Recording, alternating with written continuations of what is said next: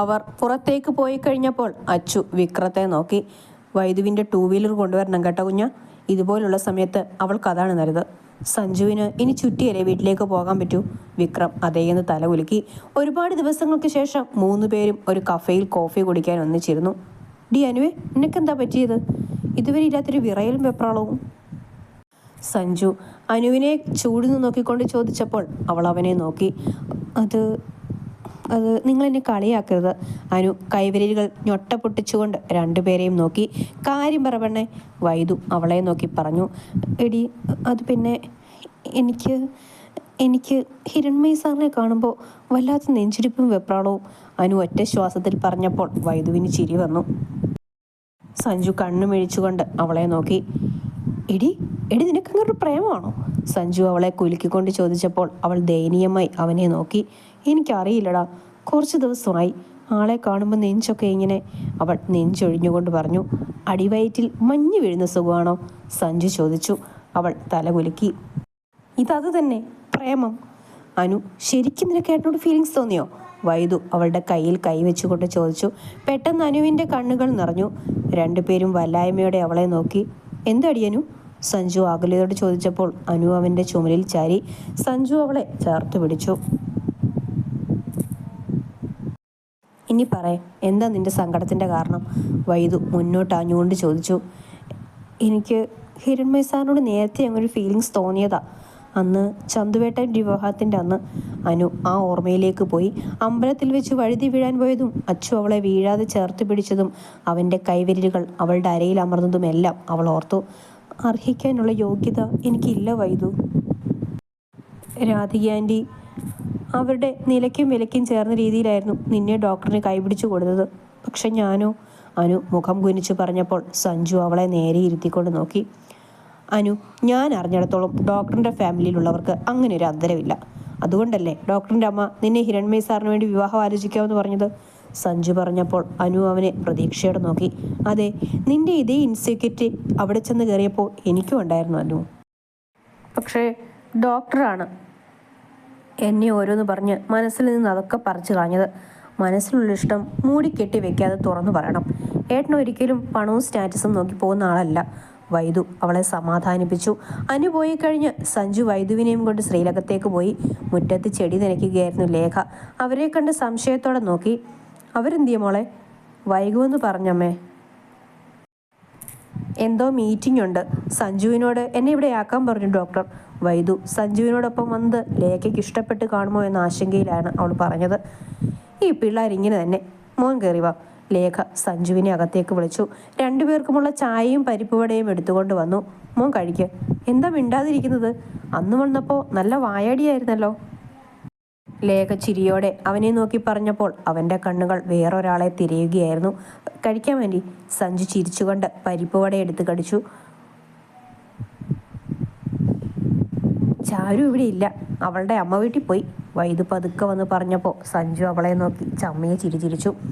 Anti, ഞാൻ വൈദുവിനെ കൊണ്ടുവന്നതിൽ ആൻറ്റിക്ക് എന്തെങ്കിലും ഇഷ്ടക്കേട് തോന്നിയോ? സഞ്ജു വല്ലായ്മയോടെ ചോദിച്ചു. മോനെ, ഞാൻ 2 ആൺമക്കളുടെ അമ്മയാണ്. കളങ്കമില്ലാത്ത നിന്റെ സ്നേഹം തിരിച്ചറിയാൻ എനിക്ക് പറ്റും. ലേഖ വാത്സല്യത്തോടെ പറഞ്ഞപ്പോൾ വൈദുവിനും മനസ്സിലെ ആശങ്ക വിട്ടുപോയിരുന്നു. സഞ്ജു യാത്ര പറഞ്ഞു പോയപ്പോൾ വൈദു കുളിച്ചിട്ട് വരാമെന്ന് പറഞ്ഞ് മുകളിലേക്ക് പോയി. കുളി കഴിഞ്ഞ് വന്നപ്പോൾ ലേഖ വിളക്ക് കൊളുത്താനുള്ള ആരംഭത്തിലായിരുന്നു. ഇന്ന് മോള് വിളക്കൊളുത്തിക്കോ വിളക്ക്, ലേഖ പറഞ്ഞപ്പോൾ വൈദു സന്തോഷത്തോടെ തലയാട്ടി വിളക്ക് കൊളുത്തി. അത് കഴിഞ്ഞ് അവർ മുൻപിലെ ഗാർഡനിലുള്ള ബെഞ്ചിലിരിക്കുകയായിരുന്നു. ഇവിടെ മുത്തശ്ശിയും മുത്തശ്ശനും ഇല്ലേ അമ്മേ? ഇല്ല, അവരൊക്കെ ഏട്ടൻ്റെ ചെറുപ്പത്തിലേ മരിച്ചുപോയി. അച്ഛനും മഞ്ഞപ്പിത്തമായിരുന്നു, അമ്മയ്ക്ക് ആസ്മയും. അപ്പോൾ അമ്മയുടെ അച്ഛനും അമ്മയും? അവളത് ചോദിച്ചപ്പോൾ ലേഖയുടെ മുഖത്ത് ദുഃഖം നിഴലിക്കുന്നത് വൈദു കണ്ടു. ഞാൻ അനാഥയാണ് മോളെ.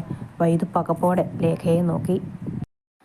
ലേഖ അവളെ നോക്കി വേദനയിൽ കുതിർന്നൊരു പുഞ്ചിരി നൽകി. ഓർമ്മ വെച്ച നാൾ മുതൽ അകുന്നൊരു ബന്ധുവിൻ്റെ വീട്ടിലായിരുന്നു ഞാൻ വളർന്നത്. അറിവ് വെച്ചപ്പോൾ അവർ തന്നെ പറഞ്ഞു, എൻ്റെ അമ്മയ്ക്ക് പഠിക്കുന്ന സമയത്ത് പറ്റിയ കയ്യബദ്ധമായിരുന്നു ഞാനെന്ന്. കാമുകൻ ഉപേക്ഷിച്ചപ്പോൾ എന്നെ പ്രസവിച്ച് വലിച്ചെറിഞ്ഞ് അമ്മ വിദേശത്ത് പോയി. പിന്നെ വിവാഹവും കഴിഞ്ഞു അത്രേ. ഞാൻ അവരുടെ വീട്ടിൽ മകളെപ്പോലെ എന്ന് പറയാൻ പറ്റില്ല, അന്തേവാസിയായി കഴിഞ്ഞു. പഠിക്കാൻ കഴിവുണ്ടായിരുന്നുകൊണ്ട് എൻ്റെ ടീച്ചറായിരുന്നു പിന്നീട് പഠനം മുന്നോട്ട് കൊണ്ടുപോകാൻ സഹായിച്ചത്. അങ്ങനെ കോളേജിൽ വെച്ചാണ് ഞാൻ രാമേട്ടനെ പരിചയപ്പെടുന്നത്. അന്ന് ഈ കാണുന്ന സമ്പത്തൊന്നുമില്ല രാമേട്ടന്.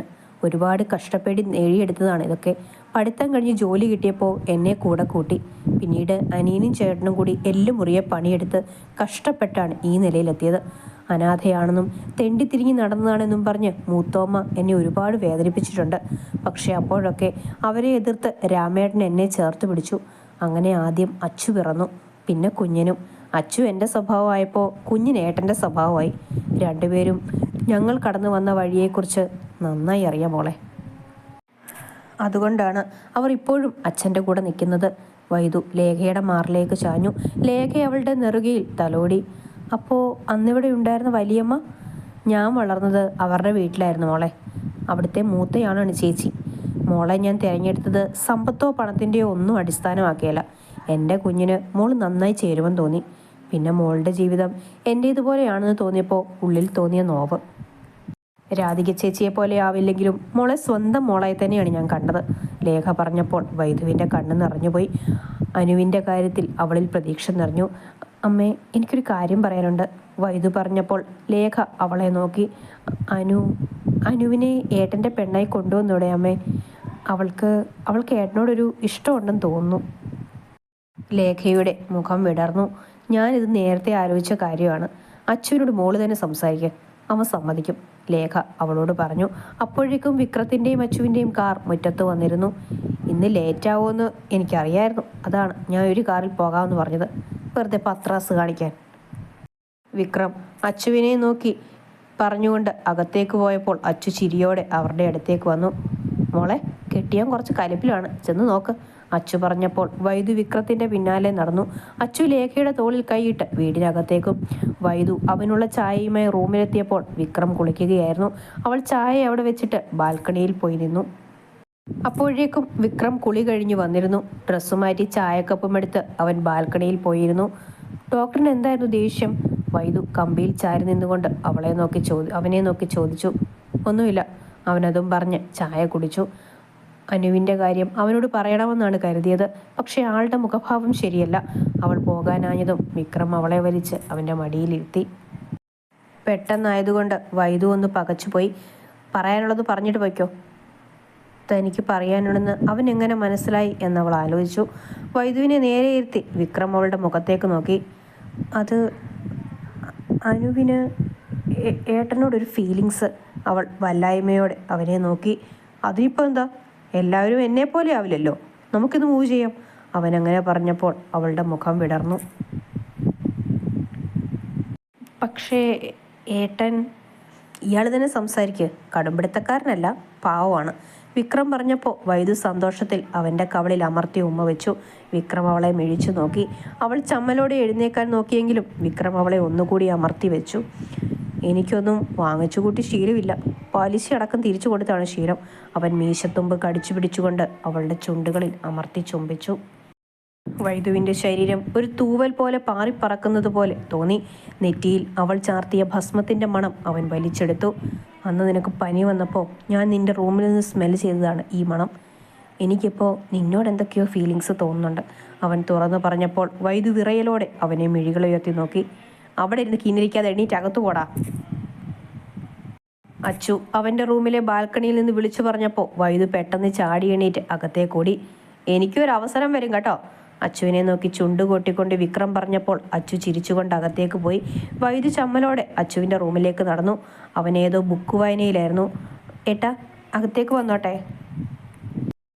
വാതിൽപ്പടിയിൽ നിന്നുകൊണ്ട് അവൾ ചോദിച്ചപ്പോൾ അച്ചു ബുക്ക് മാറ്റിക്കൊണ്ട് അവളെ നോക്കി. എന്തിനാ വേണ്ട സമ്മതം ചോദിക്കണേ? അച്ചു അവളെ ശാസനയോടെ നോക്കി. വൈദു അവൻ്റെ അടുത്ത് പോയിരുന്നു. ഏട്ടനോട് എനിക്കൊരു കാര്യം സംസാരിക്കാനുണ്ട്. പറഞ്ഞോ. ഏട്ടനെന്താ വിവാഹത്തെക്കുറിച്ച് ചിന്തിക്കാത്തത്? അച്ചു അവളിൽ നിന്നും നോട്ടം മാറ്റി എഴുന്നേറ്റ് ബാൽക്കണിയിലേക്ക് നടന്നു. ശരീരത്തിനേറ്റ മുറിവ് പെട്ടെന്ന് ഉണങ്ങും മോളെ, പക്ഷേ മനസ്സിനേറ്റ മുറിവ് വേഗം ഉണങ്ങില്ല. പിന്നീട് വിവാഹത്തെക്കുറിച്ച് ചിന്തിക്കാൻ തോന്നിയില്ല. അച്ചു ദൂരേക്ക് മിഴികൾ നട്ടുകൊണ്ട് പറഞ്ഞു. പക്ഷേ ഏട്ടനെ സ്നേഹിക്കുന്നവരിൽ വന്നാൽ?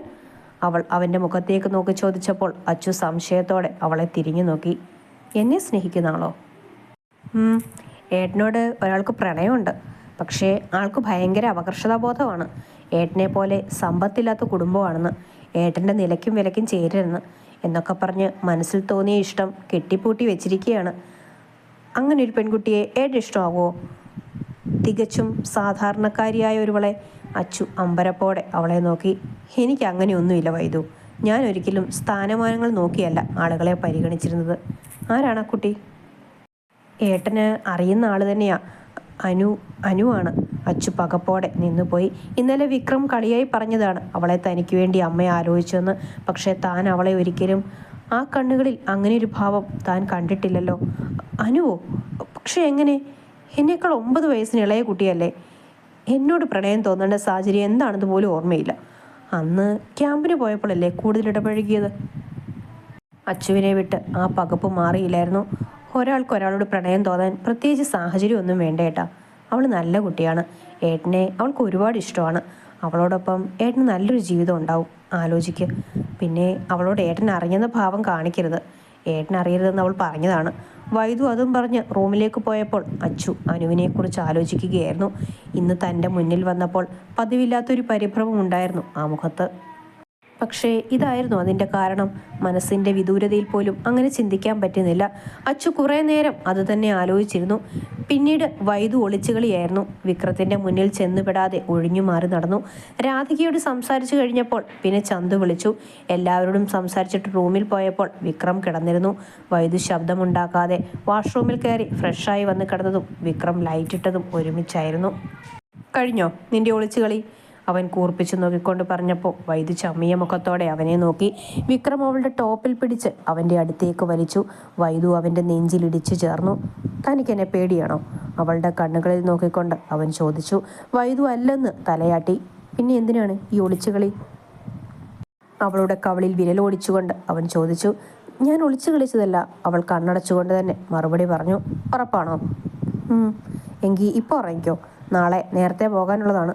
വിക്രം അവളെ നെഞ്ചോട് ചേർത്ത് കിടത്തിക്കൊണ്ട് മലർന്നു കിടന്നു. അവൻ്റെ ഹൃദയതാളം കേട്ട് അവളും ഉറങ്ങി. മറുവശത്ത് അനൂപിൻ്റെ കരുത്തുറ്റ കരങ്ങൾ അനുവിൽ പതിക്കുകയായിരുന്നു. എന്ത് ധൈര്യത്തിലാണ് നീ ഹോസ്പിറ്റലിൻ്റെ മുതലാളിയെ കയറി പ്രേമിച്ചത്? വൈദുവിനെ പോലെ അല്ല നീ. അവളെ ആഡംബരത്തോടെയാണ് അവിടേക്ക് പറഞ്ഞു വിട്ടത്. അത് അവളുടെ ജീവിതം അവരായിട്ട് തന്നെ നശിപ്പിച്ചിട്ടുണ്ട് പ്രായശ്ചിത്തം. അതുപോലെ ആ വീട്ടിൽ കയറി ചെല്ലാനുള്ള എന്ത് യോഗ്യതയാണ് നിനക്കുള്ളത്? അനൂപിൻ്റെ വാക്കുകൾ അവളെ കൂടുതൽ തളർത്തിക്കൊണ്ടിരുന്നു. അച്ഛനും അമ്മയും മുഖം കുനിച്ച് ഒന്നും മിണ്ടാതെ ഇരിപ്പുണ്ട്. ശരിയാണ്, ചെറിയൊരു പലചരക്ക് കട നടത്തുന്ന അച്ഛനും വീട്ടമ്മയായ അമ്മയും കഷ്ടപ്പെട്ട് പഠിച്ച് ബാങ്കിൽ ജോലി നേടിയ ഏട്ടനും അടങ്ങുന്നൊരു സാധാരണ കുടുംബം. അവൾക്ക് സ്വയം പുച്ഛം തോന്നി. അനൂപ് അവളെ പിടിച്ച് എഴുന്നേൽപ്പിച്ചു. പിന്നെ അടികൊണ്ട കവിളിൽ തഴുകി. മറന്നേക്ക് മോളെ, നമുക്കതിനുള്ള യോഗ്യതയില്ല. 10-20 പവൻ കഷ്ടിച്ച് കൂട്ടിവെച്ച് ഒരുവിൻ്റെ കയ്യിൽ പിടിച്ചേൽപ്പിക്കാൻ അച്ഛൻ നോക്കുമ്പോൾ കോടികൾ ആസ്തിയുള്ള കുടുംബത്തിൽ ചെന്ന് കയറാൻ അത് മതിയാവില്ല. അനൂപ് കണ്ണു തുടച്ചുകൊണ്ട് മുറിക്കകത്തേക്ക് കയറിപ്പോയപ്പോൾ അനു അവിടെ തന്നെ ചടഞ്ഞിരുന്നു. അമ്മ വന്ന് അവളുടെ നെറുകയിൽ തലോടി. ഏട്ടൻ പറഞ്ഞതേ അമ്മയ്ക്കും പറയാനുള്ളൂ.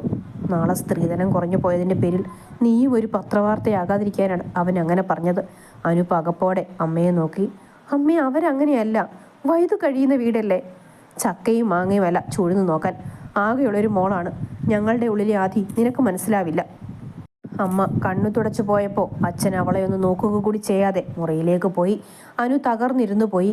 മനസ്സിൽ ആദ്യമായി തോന്നിയ പ്രണയത്തെ എന്നേക്കുമായി കുഴിച്ചു മൂടാൻ തീരുമാനിച്ചുകൊണ്ട്. ദിവസങ്ങൾ കടന്നുപോയി. വിക്രവും വൈദുവും കൂടുതൽ അടുത്തുകൊണ്ടിരുന്നു. ദുബായിൽ നിന്നും വിക്രത്തിൻ്റെ അച്ഛനും ചെറിയച്ഛനും തിരിച്ചു വന്നു. തറവാട്ടിൽ നിന്നും വീണയും ചാരിയും കൂടി ശ്രീലകത്തെത്തി. അനുവിൻ്റെ ഒഴിഞ്ഞുമാറി നടത്തം സഞ്ജുവിനും വൈദുവിനും വിഷമമുണ്ടാക്കി. പക്ഷേ വീട്ടിലുള്ളവർക്ക് വേണ്ടി തൻ്റെ പ്രണയത്തെ എന്നേക്കുമായി അനു കുഴിച്ചു മൂടാൻ തീരുമാനിച്ചു. അത് അച്ചുവിൻ്റെ വാക്കുകൾ തന്നെയായിരുന്നു. തന്നെ ഞാൻ ഒരിക്കലും മറ്റൊരർത്ഥത്തിൽ കണ്ടിട്ടില്ല കുട്ടി. ഒന്നിച്ചൊരു ജീവിതം തുടങ്ങിയാൽ പോലും നാളെ മറ്റൊരു വിക്രമോ വൈദുവോ ആകാൻ എനിക്ക് താല്പര്യമില്ല. അവൻ പുഞ്ചിരിയോടെയാണ് അവളോട് പറഞ്ഞത്. അനു കണ്ണു തുടച്ച് നോവ് നിറഞ്ഞ ചിരിയോടെ അവനെ നോക്കി. ഏതോ ഒരു നിമിഷത്തിൽ അങ്ങനെയൊക്കെ തോന്നിപ്പോയി സാർ. മറക്കാൻ ഞാൻ തയ്യാറാണ്. കാരണം ഈ കാരണം കൊണ്ട് തന്നെ ഇതുവരെ എന്നെ നുള്ളി നോവിക്കാത്ത എൻ്റെ ഏട്ടൻ എന്നെ ആദ്യമായി തല്ലി. കൊക്കിലൊതുങ്ങുന്നതേ കൊത്താവൂ എന്ന് പറഞ്ഞു. ശരിയാണ്, ഞാൻ എൻ്റെ നില മറന്നു. അനു കണ്ണു തുടച്ചുകൊണ്ട് പിന്തിരിഞ്ഞു നടന്നു. അച്ചു ഒന്നും മിണ്ടാതെ നോക്കിയിരിക്കുക മാത്രം ചെയ്തു. ഒരു വൈകുന്നേരം രാധികയും ഗോപാലും ഉമ്മറത്തിരിക്കുമ്പോഴാണ് വിക്കി വരുന്നത്. ഇരുവരും കണ്ണു നിറച്ച് അവനെ നോക്കി. അവൻ ഓടി വന്ന് രണ്ടുപേരെയും ഇറുക്കപ്പുണർന്നു. വിക്കി മോനെ. രാധിക അവൻ്റെ കവളിൽ തലോടി. അച്ഛനും അമ്മയ്ക്കും നിങ്ങൾ ആഗ്രഹിച്ച പോലെ ഞാൻ ഇനി ജീവിക്കാൻ പോവാം. ഞാൻ സിനിമാ ജീവിതത്തിന് തൽക്കാലം ഇടവേള നൽകുകയാണ്. ഇരുവരും അവിശ്വാസത്തോടെ അവനെ നോക്കി. പക്ഷെ മോനെ, നീ ആഗ്രഹിച്ച് നേടിയതല്ലേ, അതും ഒരു വിജയ സമയത്ത് നിൽക്കുമ്പോൾ? വേണ്ട, ഇതുപോലെ ഒരു ദിവസം വന്ന് ഞങ്ങളുടെ ഒപ്പം നിന്നാ മതി, ഗോപാൽ വിഷമത്തോടെ പറഞ്ഞു. ശരി, അങ്ങനെയെങ്കിൽ അങ്ങനെ. ഇനിയൊരു 3 മാസം എനിക്ക് തൽക്കാലം പ്രൊജക്റ്റുകളൊന്നുമില്ല. അച്ഛൻ്റെ ബിസിനസ് ശ്രദ്ധിക്കാനാണ് എൻ്റെ ആഗ്രഹം. ഗോപാൽ സന്തോഷത്തോടെ അവനെ നോക്കി. രാധികയുടെ മനസ്സ് നിറഞ്ഞു. എത്രയോ കാലമായി ആഗ്രഹിക്കുകയാണ് വിക്കി തങ്ങളോടൊപ്പം ഉണ്ടാകണമെന്ന്. വൈകിട്ട് ശ്രീലകത്തേക്ക് വരുന്ന അതിഥികളെ കണ്ട് ലേഖ സന്തോഷത്തോടെ നോക്കി. കൂട്ടത്തിൽ വിക്കിയെ കൂടി കണ്ടപ്പോൾ ചെറിയൊരു സന്ദേഹവും. ഉണ്ണിയമ്മയും ദീയും ചന്തുവും ഉണ്ട് കൂടെ. വിക്കിയോട് സൗഹൃദപരമായി സംസാരിക്കുന്ന വിക്രത്തെ എല്ലാവരും അന്തം വിട്ടു നോക്കി. രണ്ടുപേരും അടുത്ത സുഹൃത്തുക്കളെ പോലെയാണ് ഇടപഴകുന്നത്. അവർ പുറത്തേക്ക് ഇറങ്ങിപ്പോയപ്പോൾ വൈദു തന്നെ അവർക്കിടയിലെ തെറ്റിദ്ധാരണകളുടെ പഴങ്കഥകൾ എല്ലാവർക്കും പറഞ്ഞു കൊടുത്തു. രാത്രിയിൽ എല്ലാവരും ഒരുമിച്ചിരുന്ന് ഭക്ഷണം കഴിച്ചിട്ടാണ് പിരിഞ്ഞു പോയത്. അനൂപേട്ടൻ എന്തോ ആലോചന കൊണ്ടുവന്നിട്ടുണ്ട്. ഇന്നവളുടെ പെണ്ണ് കാണലായിരുന്നു. വൈദു പറഞ്ഞപ്പോൾ എല്ലാവരുടെയും നോട്ടം അച്ചുവിലായിരുന്നു. അവൻ ഭാവഭേദമില്ലാതെ ഇരിക്കുകയായിരുന്നു. അവൾക്കിഷ്ടപ്പെട്ടോ? വീണ ചോദിച്ചു. മനസ്സിലൊരാളോട് തോന്നിയ ഇഷ്ടം പെട്ടെന്ന് പോവില്ലല്ലോ ചെറിയമ്മേ. പിന്നെ വിവാഹം കഴിഞ്ഞാൽ അയാളെ കഷ്ടപ്പെട്ട് ഇഷ്ടപ്പെട്ടല്ലേ പറ്റൂ. അനൂപേട്ടൻ അവളെ തല്ലിയതാണ് വിഷമം. സ്വന്തം മോളെ പോലെയാണ് അവളെ കൊണ്ട് നടക്കുന്നത്. എന്തായാലും നല്ലത് വരട്ടെ. മോക്കെന്നും നല്ലൊരു കൂട്ടായിരുന്നു ആ കുട്ടി, ലേഖ നെടുവീർപ്പോടെ പറഞ്ഞു. അച്ചു എഴുന്നേറ്റ് റൂമിലേക്ക് പോയി. ആകെ അസ്വസ്ഥനായിരുന്നു അവൻ. മനസ്സിലിപ്പോഴും അവളുടെ നിറഞ്ഞ കണ്ണുകളാണ്, വേദന നിറഞ്ഞ വാക്കുകളാണ്. ഇഷ്ടമില്ലാതെ അയാളെ വിവാഹം കഴിച്ച് അവളുടെ ജീവിതം നല്ലതാകുമോ? എങ്ങനെയുള്ള ആളാണെന്ന് എങ്ങനെ അറിയാം? തന്നെ സ്നേഹിച്ചതിൻ്റെ പേരിലാണോ പെട്ടെന്നൊരു വിവാഹം? അച്ചു ബെഡിൽ മലർന്നു കിടന്നു. കണ്ണുകൾ അടയ്ക്കുമ്പോഴും ഒരുവൻ്റെ കഴുത്തുറ്റ ശരീരത്തിന് കീഴിൽ ശ്വാസം കിട്ടാതെ പിടയുന്ന അനുവിനെ കണ്ട് അവൻ ചാടി എണ്ണീറ്റു. വല്ലാത്ത വെപ്രാളം തോന്നി അവന്. മറ്റൊരാളെ പ്രണയിച്ച പെൺകുട്ടിയെ വിവാഹം കഴിച്ചാൽ അയാൾ അവളെ ഉപദ്രവിക്കും, തീർച്ചയാണ്. അച്ചു ബാൽക്കണിയിൽ ഇറങ്ങി നിന്നു.